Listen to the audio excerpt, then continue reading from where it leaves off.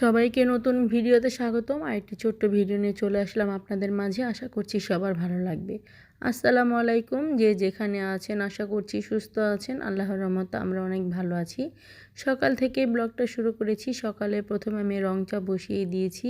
বেশ অনেকগুলো তুলসী পাতা দিয়েছি আর সাথে সব ধরনের গরম মশলা দিয়েছি। শুধু আদাটাই দেওয়া হয়নি। আদা ঘরে আস্ত আদা ছিল না, সেজন্য দিতে পারিনি। আর এই পাশে আমি কিন্তু নাস্তা রান্না করার জন্য সব কিছু রেডি করে নিয়েছি। এখানে আমি ভাজি করব, সেখানে পেঁপে, মিষ্টি কুমড়া, আলু সব কিছু নিয়েছি। এখন কেটে ভাজিটা বসিয়ে দিচ্ছি।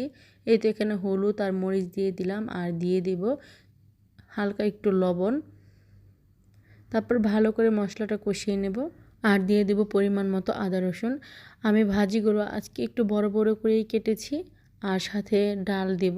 ডাল রান্না করা ছিল, সেই ডাল দিয়ে রান্না করব। এই তো ভাজিগুলো দিয়ে দিলাম। দেখতেই পাচ্ছেন আমি একটু বড় বড় মোটা মোটা করে কেটেছি সবজিগুলো। আর এখন ভালো করে কষিয়ে নেব। কষানো হয়ে গেলে তারপর এখানে আমি রান্না করা ডাল দিয়ে দেব। আগামীকাল যে রান্না করেছিলাম ডাল, সেই ডাল অনেকটাই রয়ে গিয়েছে। এই তো দেখতেই পাচ্ছেন এই ডালগুলো এখন ভাজির মধ্যে দিয়ে দেব। এখানে আর কোনো ঝোল দেব না, এই ডালেই কিন্তু ঝোল হয়ে যাবে। আমার কিন্তু ভাজির যে সবজিগুলো সুন্দর করে কষিয়ে নিয়েছি। এখন রান্না করা ডালগুলো এই ভাজির মধ্যে দিয়ে দেব। তারপর আস্তে আস্তে ভাজিটা রান্না করে ফেলব। ভাজিটা আজকে একটু ঝোল ঝোল রাখার চিন্তা ভাবনা ছিল, কিন্তু গ্যাসে বসিয়ে আমি রুটি বানাতে গিয়েছিলাম আর এসে দেখি ভাজিটা একেবারেই শুকিয়ে গিয়েছে। কিন্তু শুকানোর পরেও কিন্তু খেতে বেশ ভালো লেগেছিল। এখন আমি ঢাকনা দিয়ে ঢেকে রাখবো, আস্তে আস্তে ভাজিটা হয়ে যাবে। এরপর রুটিগুলো ভেজে নেব। আমি বেশ অনেকগুলো রুটি বানিয়েছি, প্রতিদিনই বানাই, অনেকগুলো রুটি করেই বানাতে হয়। এই তো এখন একটা একটা করে রুটি ভেজে নেওয়া হচ্ছে। রুটিগুলো কিন্তু একবারে ফুলে টইটুম্বর হয়ে যাবে। ফুলকো ফুলকো রুটি খেতে বেশ ভালোই লাগে।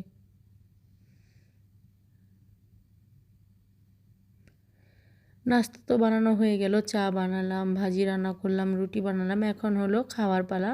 বাচ্চারা বসে পড়েছে, প্রথমে চা খেয়ে নিচ্ছে, কারণ হঠাৎ করেই কিন্তু শীত পড়ে গিয়েছে আর সব বাচ্চাদের ঠান্ডা লেগে গিয়েছে। সেজন্য আমি অনেকগুলো তুলসী পাতা দিয়ে চা বানিয়ে দিয়েছি, যাতে বাচ্চাদের ঠান্ডাটা একটু কমে। চা খাওয়া হয়ে যাওয়ার পর বাচ্চারা পরে রুটি খেয়ে নেবে।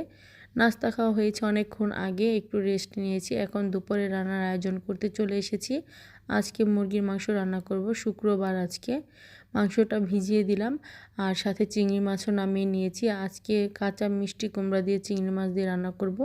আগামীকাল কিন্তু এই মিষ্টি কুমড়া দিয়েই আমি মাছের ঝোল করেছিলাম, অর্ধেকটা দিয়ে আর অর্ধেকটা রেখে দিয়েছিলাম। সেগুলো দিয়ে আজকে চিংড়ি মাছ রান্না করব।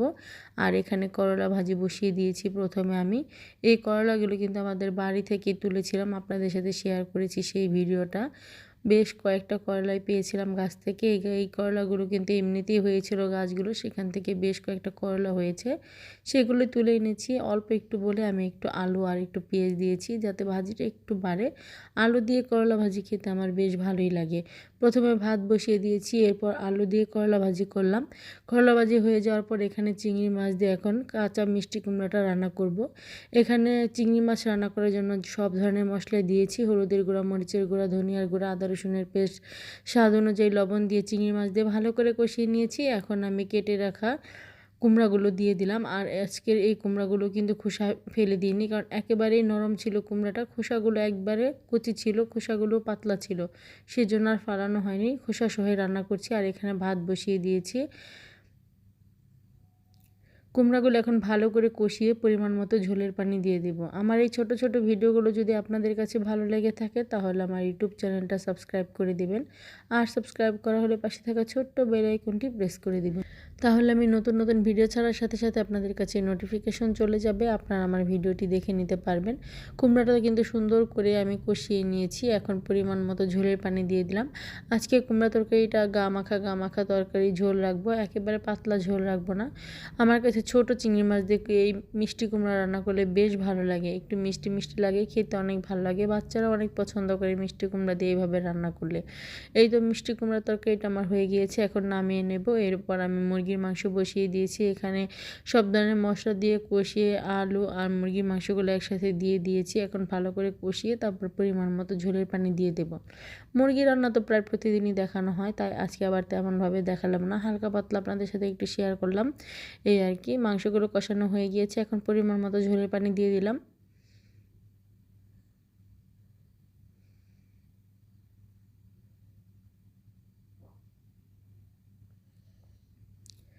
এই তো এখন ঢাকনা দিয়ে ঢেকে আস্তে আস্তে রান্না করে নেব।